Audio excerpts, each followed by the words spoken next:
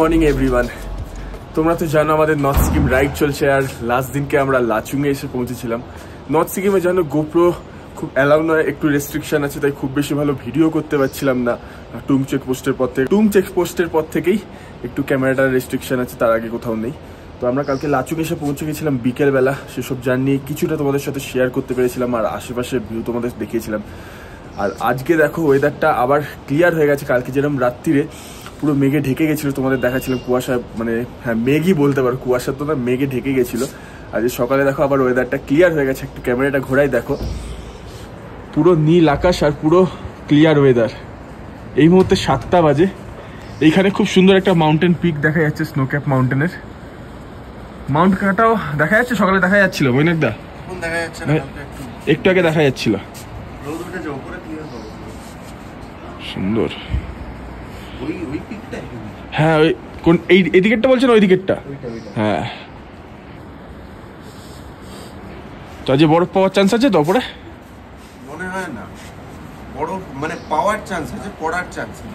স্নোফলটা পাবো না, সাইডে বরফ পাবো। হ্যাঁ ভালো বরফ পাবো। ঠিক আছে, চলো ব্রেকফাস্টটা করা যাক। দাও একটু রুমে ঢোকাই, দেখি সবাই কি করছে।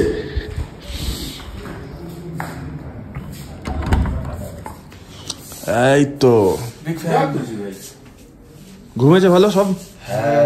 নীল নীল। আর এই রুমে গৈরিক আর প্রমিত কই? রেডি? ব্রেকফাস্ট বলে দিচ্ছি। তুই এটা পরেই যাবি তাহলে? ব্যাস, দেখি আমাদের এই মহাশয় কতদূর কি উঠলো। টাকা বলো, আমি এখন খুঁজে পাচ্ছি না। আর একটা রুম হচ্ছে আমাদের এটা। এই দরজা খোলো। এই তো অনুরাগকে মিস করেছে রাত্রিরে। তোমাদের কালকে আমাদের এই হোটেলের বাইরে ভিউটা দেখিয়েছি কিনা মনে পড়ছে না, এটা একদম সামনে। আর এখানে ওয়াটারফলটা দেখো কত ওপর থেকে পড়ছে। এটার কালকে রাত্রিরে যে আওয়াজ হয়েছিল, এখন স্রোত কিন্তু কমে গেছে। কালকে আরো বেশি এই জলের প্রবাহটা ছিল। কেন গো? साले को बम से उड़ा दूंगा।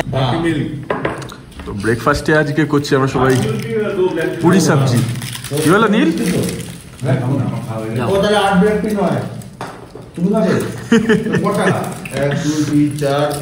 আমাদের ব্রেকফাস্ট করে বেরোতে বেরোতে অনেকটাই লেট হয়ে যাচ্ছে। ভেবেছিলাম আমরা 7:30টায় ব্রেকফাস্ট হয়ে যাবে, এখন 8:30।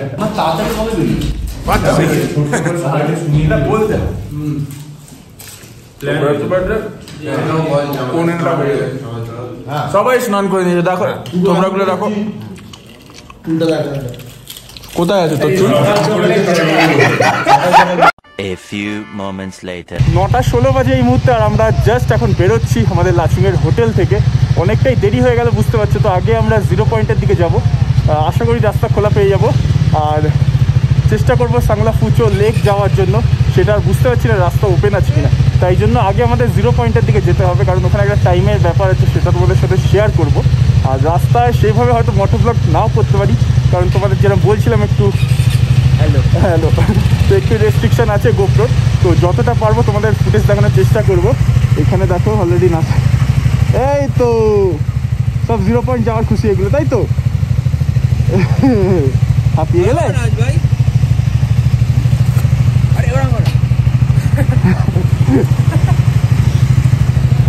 তো চলো এখান থেকে বেরোনো যাক, অনেকটা যেহেতু লেট হয়ে গেছে। হবে তো ভাই?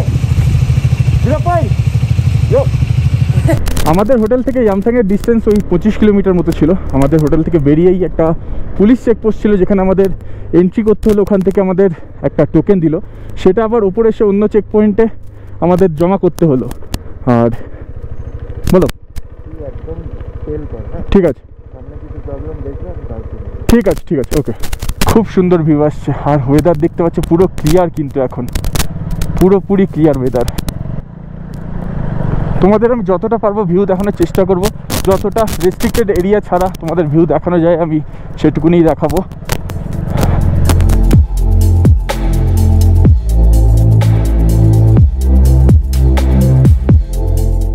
যে বুদ্ধিস্ট ফ্ল্যাগগুলো তোমরা দেখছো এগুলো কিন্তু প্রত্যেকটা কালার আমাদের লাইফের সাথে রিলেটেড। প্রত্যেকটা কালারের আলাদা আলাদা কিন্তু মিনিং আছে, যেটা আমার ঠিক এই মুহূর্তে জানা নেই বলে শেয়ার করতে পারছি না, তবে সবকটার আলাদা আলাদা মিনিং আছে।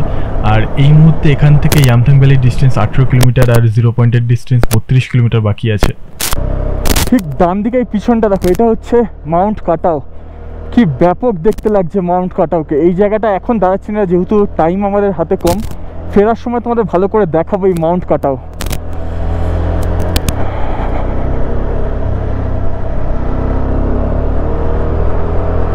তোমাদের লাস্ট ভিডিওতে নর্থ সিকিমের পারমিটের ডিটেলস বলেছিলাম কিনা খেয়াল পড়ছে না, তাই আরেকবার বলে দিচ্ছি। আমাদের total driving licence, RC copy, 1 copy passport size photo আর আধার কপির ফটো লেগেছে। তোমরা ভোটার কার্ডও দিতে পারো। আমরা লাজাং ভাইয়ার থেকে পারমিট করিয়েছি। টোটাল 5 দিনের পারমিট আমাদের 1200 টাকা করে পড়েছে পার ডে, 200 টাকা করে বাইকের লেগেছে আর ইন্ডিভিজুয়াল 200 টাকা ফি লেগেছে।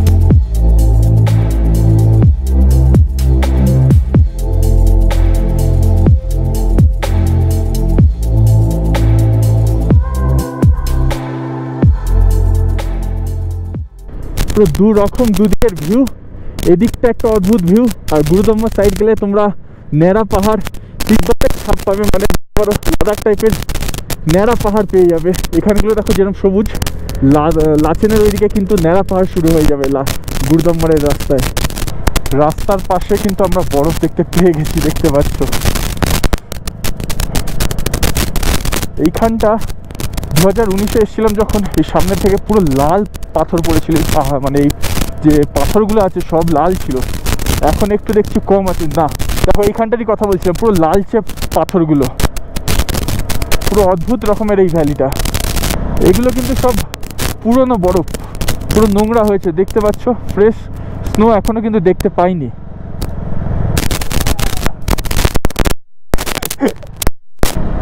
ফার্স্ট টাইম এত বড় একটা গ্রুপের সাথে আমি রাইড করছি। মানে এর আগে নর্থ বেঙ্গল ট্রিপ করেছি, কিন্তু ওটাকে ঠিক ট্রিপ বলা যায় না, জাস্ট একটা ডেস্টিনেশনে গেছি, টাইম কাটিয়ে আমরা চলে এসেছি। কিন্তু এটা হচ্ছে প্রপার একটা রোড ট্রিপ করছি, আর সেরা মজা আসছে এতজন মিলে। ওই দূরে আবার একটা ঝর্ণাও দেখা যাচ্ছে, ঠিক আমার ডান সাইডে সোজা সরু হয়ে পড়ছে ঝর্ণাটা।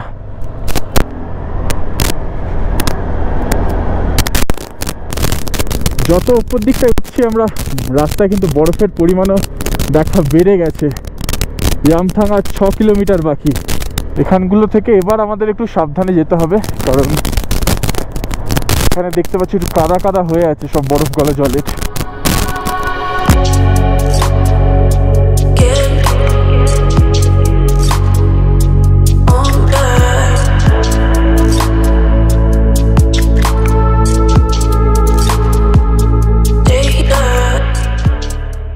2019-এর পরে আবার এখন ঢুকছি ইয়ামথাং ভ্যালিতে।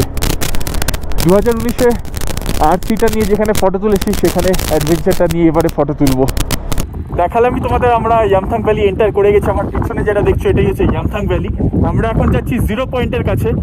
ইয়ামথাং ভ্যালি থেকে 0 পয়েন্ট অব্দি গোপ্রো কিন্তু অ্যালাউ নয়, তাই জন্য খুলে দিতে হলো, তাই এর মাঝে তোমাদের কোনো ফুটেজ দেখাতে পারছি না। তবে সামনে যে শিব মন্দির চেকপোস্ট আছে ওখানে একবার কথা বলবো, যে সামনে কিছুটা অন্তত ভিডিও যদি তুলতে দেয় তাহলে তোমাদের সাথে সেগুলো শেয়ার করবো, নাহলে একদম 0 পয়েন্টে গিয়ে তোমাদের সাথে দেখা হচ্ছে।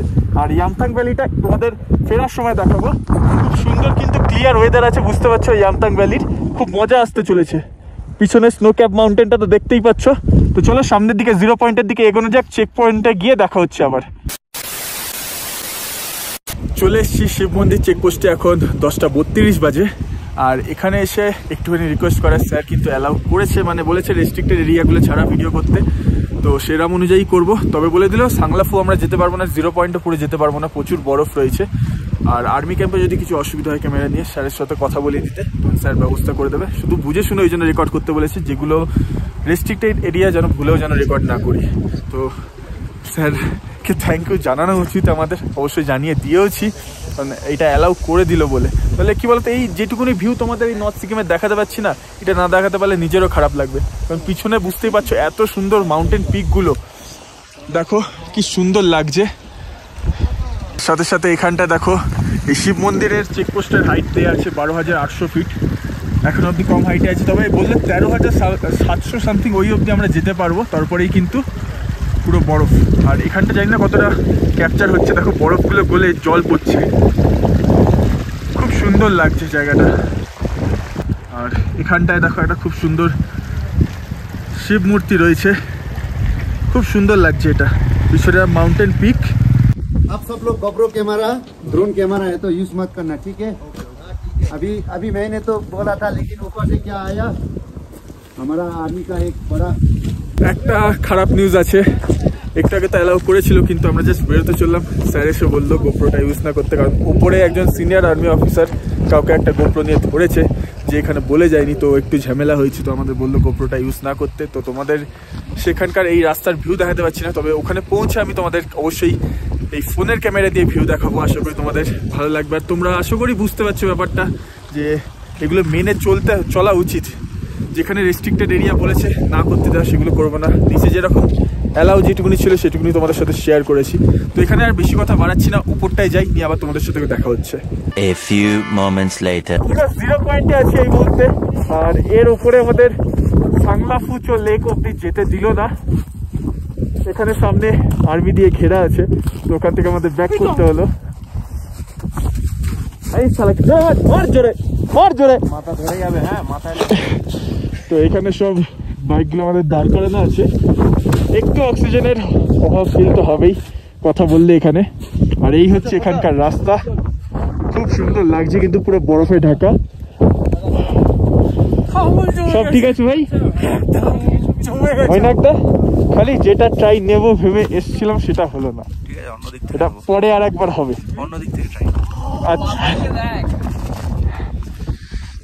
এবার আমরা ধীরে ধীরে একটু নিচের দিকটা নামি, ওখানে একটু বেশ কিছু ফটো তুলবো, নিয়ে আবার ইয়ামথাং ভ্যালি যাবো, ওখানে বেশ কিছু টাইম কাটাবো। এতটা উপরে বেশিক্ষণ দাঁড়াবো না, তাই একটু নেমে যাচ্ছি।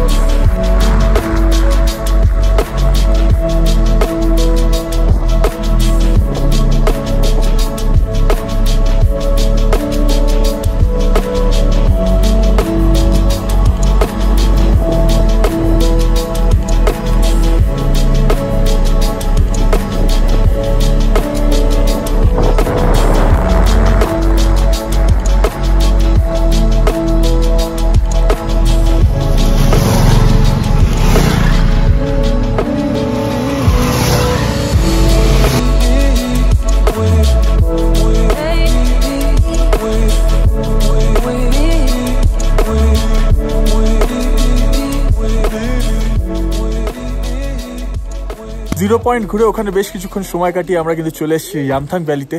এই ক্যাফেটেরিয়াটা হচ্ছে 2019 এসেছিলাম, এখানেই আমরা খাওয়া দাওয়া করেছিলাম। এখন এই মুহূর্তে ইয়ামথাং ভ্যালি ওয়েদার পুরো খারাপ হয়ে গেছে, পুরো মেঘে ঢেকে গেছে বলতে পারো। যদি এখানটা জুম করি দেখো, পুরো মেঘে ঢেকে গেছে, এখন পুরো মেঘে ঢেকে যাচ্ছে জায়গাটা। তাও যে কটা ফটো তুলে নেবো। আর আমি বোর্ডটা দেখতে পেয়ে গেছি, বাইকটাকে ঠিক ওই বোর্ডের ওখানটায় নিয়ে যাব। এই যে এই বোর্ডটার এখানটা দাঁড়িয়ে একটা ফটো তুলবো।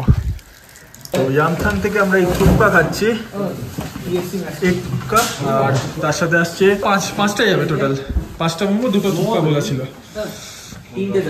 সবার তাহলে কেমন লাগলো উপরে আজকে বরফ দেখে?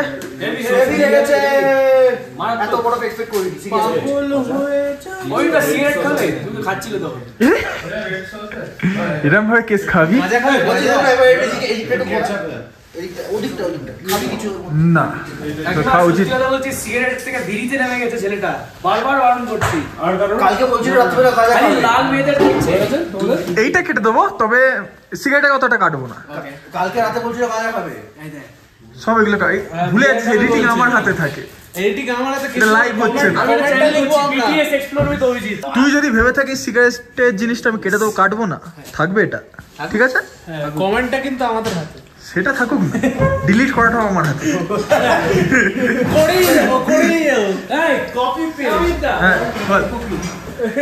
খুশি আজকে, ঠিক আছে?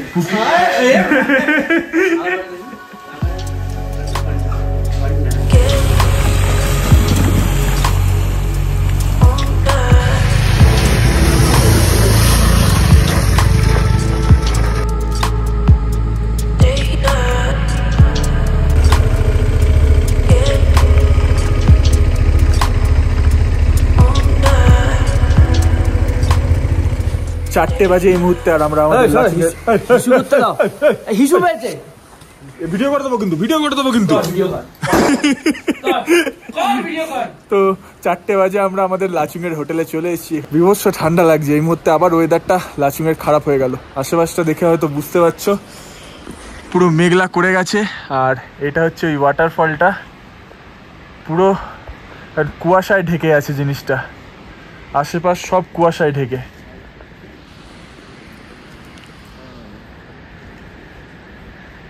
ফোনে কথা বলছে একজন।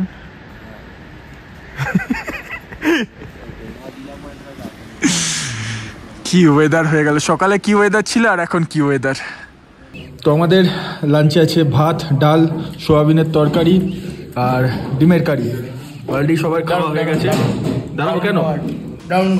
দারুণ খাবার। দুটো মানুষের ইকুইভ্যালেন্ট ভাত নিয়ে নিতে হবে। ওরা খাচ্ছে গপা গপ গপা গপ। Best player IIFA film player. আজকে আমরা ইয়ামথাং ভ্যালিতে এত টাইম কাটিয়েছি, 0 পয়েন্টে এত টাইম কাটিয়েছি, সবারই একটুখানি ওই জন্য ডাউন ফিল হচ্ছিল। এসে থেকে সবাই ল্যাদ খেয়ে কাটিয়েছি, তাই জন্য ফেরার পর থেকে বেশি ভিডিও হয়নি। আর ডিনারটাও করে নিয়েছি খুব সুন্দর। আজকেও আমাদের ডিনার দিয়েছিল, ইন্ডিয়ান থালি দিয়েছিল, রুটি, ভাত, একটা রাজমা, আলুর তরকারি আর চিকেন ছিল, খুব ভালো স্বাদ ছিল। তো আমরা খেয়ে এখন মোটামুটি এবার ঘুমিয়ে পড়বো, জাস্ট লাগেজটা একটু গুছিয়ে নেবো, নিয়ে ঘুমিয়ে পড়বো। তোমাদের আজকের দিনের ভিডিওটা কেমন লেগেছে অবশ্যই জানিও। আর এই হোটেলের পুরো ডিটেলস কিন্তু আমার ডিসক্রিপশন বক্সে থাকছে, তোমরা চাইলে কন্ট্যাক্ট করে আসতে পারো। খুব ভালো কিন্তু আমাদের যেরকম 1300 টাকা করে পড়েছে লাঞ্চ, ডিনার, ব্রেকফাস্ট নিয়ে, আর দুজন করে আমরা শেয়ারে আছি। বুঝতে পারছো খুব ভালো কিন্তু হোটেলটা। তো কালকের জার্নির জন্য ওয়েট করো, মানে নেক্সট জার্নিটা এটা এখান থেকে হতে চলছে আমাদের লাচেনের দিকে, কারণ আমরা গুরুদম্বরটাও কমপ্লিট করবো মানে কি গুরুদম্বর রাইডটাও আমাদের যাওয়ার ইচ্ছা আছে। তো কালকে ওই জন্য আমরা লাচেনের জন্য বেরোবো। তো সেটা তোমরা নেক্সট এপিসোডে দেখতে পারবে। তো এই এপিসোডটা কেমন লাগলো অবশ্যই জানিও, আর নেক্সট এপিসোডটার ওয়েট করো। তো চলো, খুব তাড়াতাড়ি দেখা হচ্ছে নেক্সট এপিসোডে।